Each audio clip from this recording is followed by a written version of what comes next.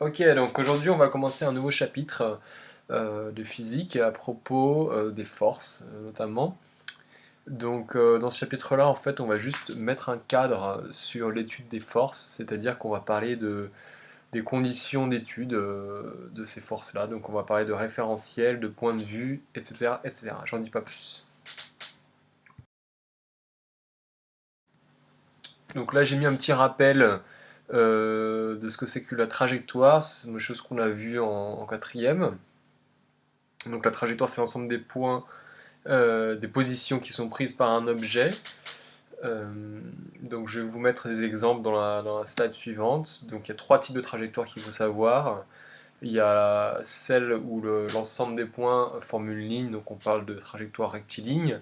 Lorsque l'ensemble des positions forme un cercle, on parle de trajectoire circulaire, la Lune par exemple. Non, c'est peut-être pas un bon exemple parce qu'elle est elliptique. Si on regarde une aiguille d'une montre, n'importe quel point de l'aiguille de la montre va former en fait un cercle euh, au bout d'une minute, d'une heure, etc., etc. Donc voilà. Et si c'est une trajectoire un petit peu courbe, on dit qu'elle est curviligne.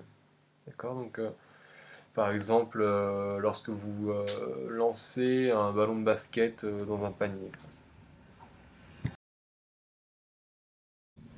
Voilà, donc là je vous ai mis des exemples. Vous voyez que chaque point rouge représente la position d'un objet à un intervalle de temps régulier. On va dire, on regarde l'évolution de la position d'un objet toutes les secondes. Donc on voit que cette position évolue. Donc dans le premier cas, je vous montre une trajectoire rectiligne. Donc la position en fait évolue selon une droite, d'accord, une ligne droite. Donc le plus à droite, on voit une trajectoire circulaire, donc on voit que les positions adoptées par un point à un intervalle de temps régulier forment un cercle ou une partie de cercle, donc on appelle ça une trajectoire circulaire. Et lorsqu'elle est de forme courbée, on appelle ça une trajectoire curviligne, donc c'est le troisième dessin. Alors là, j'ai fait un rappel, mais en fait, on va un petit peu plus loin que le rappel, parce que donc, le rappel, c'était que la vitesse est égale à la distance divisée par le temps. Ça, vous commencez à le savoir depuis le temps qu'on vous le rabâche.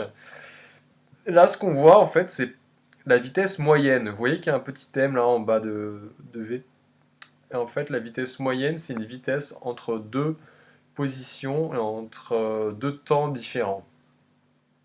Donc, si vous voulez, avant, on vous disait quelle est la vitesse du train qui va entre Barcelone et Gava, sachant qu'il met 20 minutes et qu'il y a 10 km entre Barcelone et Gava. Là, ce qu'on va vous demander, c'est plutôt quelle est la vitesse moyenne du train entre Viladecans et Gava? Quelle est la vitesse moyenne du train entre El Prat et Viladecans? Est-ce que le train va de manière continue à la même vitesse entre Barcelone et Gava, ou alors est-ce qu'il accélère jusqu'à El Prat et ensuite il diminue jusqu'à Viladecans et ensuite il va de manière continue, uniforme, on va dire, jusqu'à Gava? Donc la notion de vitesse moyenne, elle permet d'aller un petit peu plus loin dans la vitesse, on va pouvoir être plus précis, d'accord, d'avoir plusieurs vitesses différentes au cours d'un mouvement, le long d'une trajectoire. Donc ces vitesses, ensuite, on va pouvoir les caractériser. Donc vous savez que si le mouvement, si la vitesse augmente, le mouvement est accéléré. Si la vitesse diminue, on dit qu'il est ralenti ou décéléré. Et s'il est constant dans le temps, on dit qu'il est uniforme. Euh, donc voilà, donc toutes ces notions de vitesse, ces vitesses caractéristiques, il faut savoir les utiliser et il faut savoir les reconnaître. Donc là, je vous ai mis un petit tableau qui résume un petit peu comment décrire un mouvement hein, d'un point de vue de la vitesse et de sa trajectoire. Voilà, donc ça c'est un tableau que j'utilise en quatrième. Ok. Donc ça, vous êtes censé le savoir depuis déjà 2 ans. Donc voilà, là on va aller un petit peu plus loin dans ce chapitre. C'était les rappels. Donc le référentiel, évidemment en tant que scientifique on se doit d'avoir une certaine précision, une certaine exactitude dans la description des observations que l'on fait. Vous vous souvenez au début de l'année on a parlé de la méthode scientifique qui était d'abord une observation, euh, ensuite une hypothèse et une expérience qui permet de valider ou pas l'hypothèse.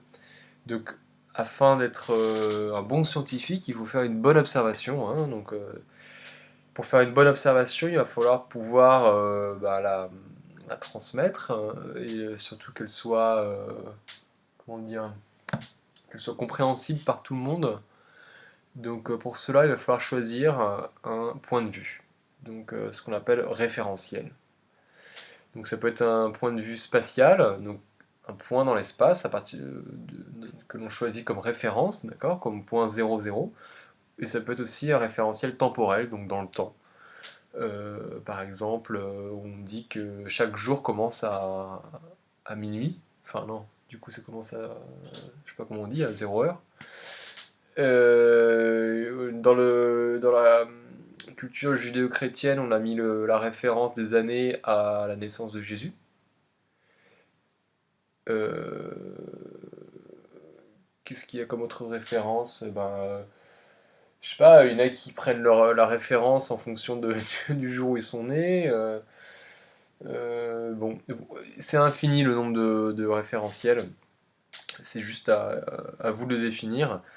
Le point de vue spatial, eh ben souvent, lorsque l'on observe des choses, on les observe avec nos yeux. Donc, la plupart du temps, la référence, c'est nous, là où on se situe, notre position dans l'espace. On va voir qu'il y a en fait beaucoup d'autres référentiels. En fait, il y en a trois qu'il faudra connaître ces années. Donc, le référentiel terrestre, c'est un point de vue, donc c'est ouais, une observation qui est faite à partir de la surface de la Terre. Donc, en gros, c'est lorsque l'observateur est sur la Terre, donc lorsque vous faites une observation. Par exemple, si vous voyez, si vous regardez le train qui passe et vous observez qu'entre Gava et Viladecans, en fait, il va tout droit. Hein, vous dites, voilà, depuis le référentiel terrestre, la trajectoire du train entre Viladecans et Gava est rectiligne, c'est une ligne droite. Ok, c'est vrai. Dans le référentiel terrestre, donc là j'ai mis un autre exemple. Lorsque l'on regarde le soleil il se lève à l'ouest, hein, et il se couche. Excusez-moi, il se lève à l'est et il se couche à l'ouest. Hein. Donc évidemment ça dépend du temps dans l'année. Hein. Il se couche des fois un petit peu plus à l'ouest, au nord-ouest, au sud-ouest, mais bon, on va dire que si c'est pendant les équinoxes, là, donc il y en a une il y a pas longtemps, là, et bien il se couche plein ouest et il se lève plein est. Donc il décrit un mouvement circulaire. Donc là vous voyez bien dans l'illustration la trajectoire du Soleil. Donc voilà, on peut dire que depuis la Terre, depuis la surface terrestre, le mouvement du Soleil est circulaire. Donc cette observation qui a amené à penser que le Soleil tournait autour de la Terre. Et c'est vrai que si on précise pas le référentiel, oui, si on précise pas le référentiel, on peut dire que le Soleil tourne autour de la Terre, dans le référentiel terrestre, je veux dire.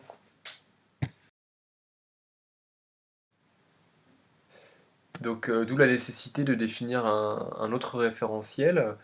Donc, ce référentiel, que l'on appelle le référentiel géocentrique, il est défini par un point imaginaire qui est au centre de la Terre et des axes. Donc là, j'ai mis les trois axes, X, Y, Z, qui sont fixes. D'accord. Euh, donc, géo, ça vient du grec, je crois, gé, qui veut dire la Terre. Géothermique, géocentrique, géographie, etc., etc.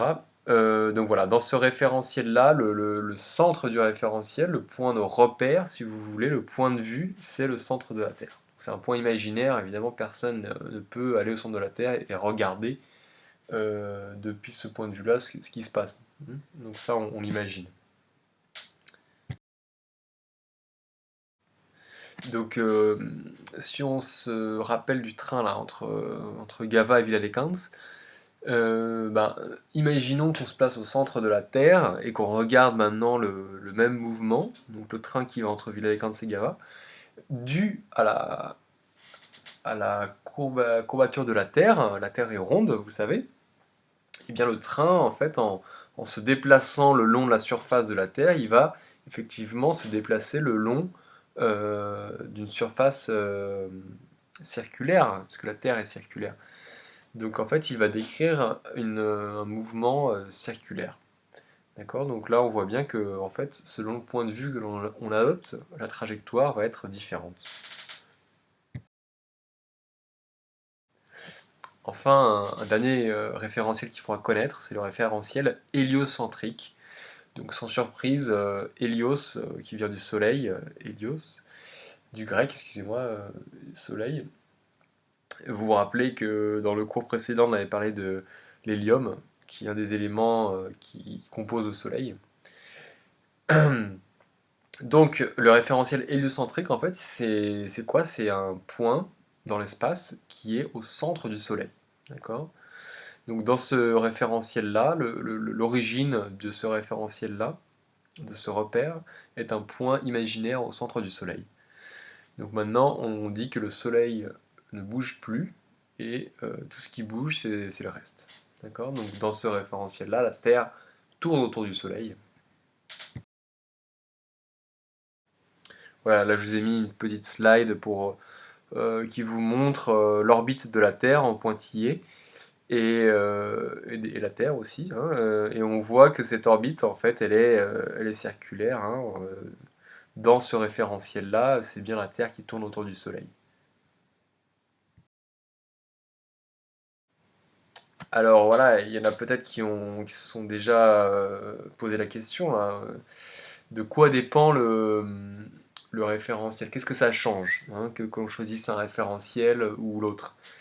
Eh bien, comme on l'a vu précédemment, la trajectoire peut changer. Donc là, je vous ai parlé du train là, entre Gava et Villalecans. Si on se place dans le référentiel terrestre, il va en ligne droite. Par contre, si on se place dans le référentiel géocentrique, et ben en fait, il suit la courbature de la Terre, donc en fait, c'est une trajectoire circulaire. La vitesse également, bah, si on prend ce même exemple, le train dans le référentiel terrestre, et ben, il va à une certaine vitesse. Alors là, je vous mets sur la slide, je prends l'exemple du TGV, mais dans le cas de la vie réelle entre Villalecans et Gava, je ne crois pas qu'il aille plus vite que 60 km/h. Par contre, si on va dans le référentiel géocentrique, donc cette fois-ci le point de vue c'est le centre de la Terre, hein, donc imaginons qu'on est au centre de la Terre et qu'on regarde vers le haut, vers Gava et Villalecans, et ben, le train il va pas aller à 60 km/h. En fait, le train il va tourner en même temps que tourne la Terre sur elle-même. D'accord? Donc il faut ajouter ou enlever, ça dépend du sens d'orientation de la Terre. Euh, il, faut, il faut prendre en compte la vitesse de rotation de la Terre, hein, qui fait un tour en 24 heures, et la vitesse du train. D'accord? Donc là, la vitesse, elle va être différente. Donc encore une fois, ces deux caractéristiques du mouvement, que sont la vitesse et la trajectoire, dépendent du référentiel. Donc il y a une certaine relativité de ces caractéristiques. Ah oui, j'ai oublié de dire que là, je vous ai mis une vidéo. Je sais pas si vous pouvez cliquer sur le lien ou pas. C'est pas mal. Ça parle justement des différents types de référentiels et en quoi ça peut influencer l'étude d'un corps, l'étude du mouvement d'un corps. Donc allez-y, regardez là, c'est marrant. Ça dure un quart d'heure.